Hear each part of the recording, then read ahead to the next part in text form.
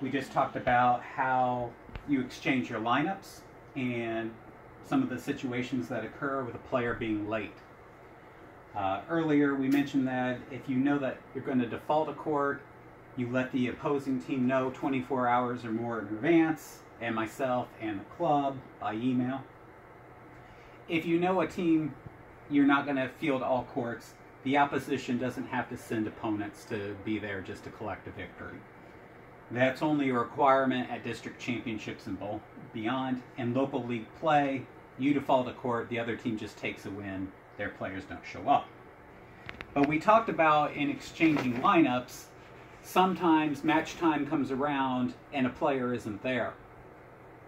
And instead of just exchanging right away, you want to wait, or you go ahead and do it either way. In the Indianapolis local league rules, we do have a default time built in. Every player has at least 15 minutes to show up and can't be defaulted if they do. In these situations, if you've exchanged your lineup, again, they're just going to fill in wherever they're at. If it's been the 10 minutes and then you exchange your lineup, they might be on one of those outer courts, 2 singles or 3 doubles. But if they show up, the match goes on, no big deal. Yes, they could show up 11 minutes past the start time, 12, 13, 14. Yes, that's past the standard warm-up time.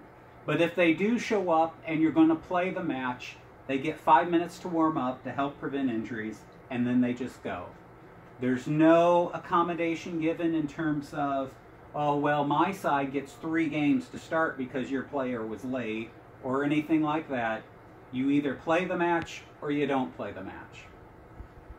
The recommendation here, a lot of times, again, a player gets stuck in traffic.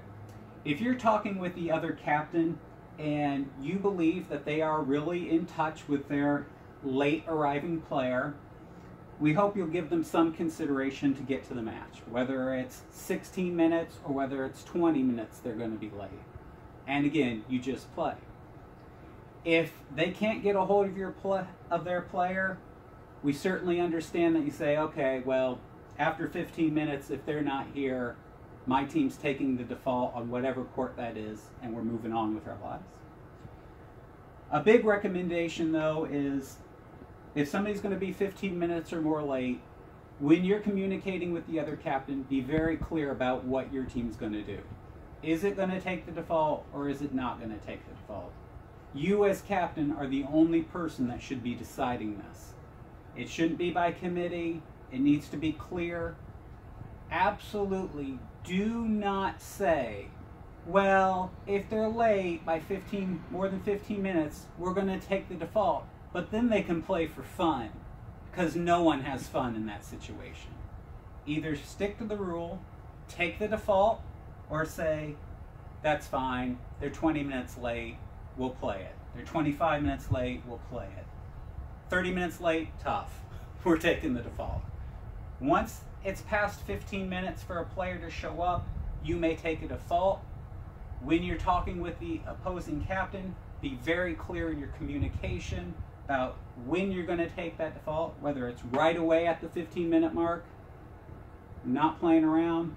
If you're going to be a little generous and give them maybe 5 more minutes or whatnot, just be very clear. And again, don't ever take a default and then offer to play for fun, because it's not a good experience for anyone.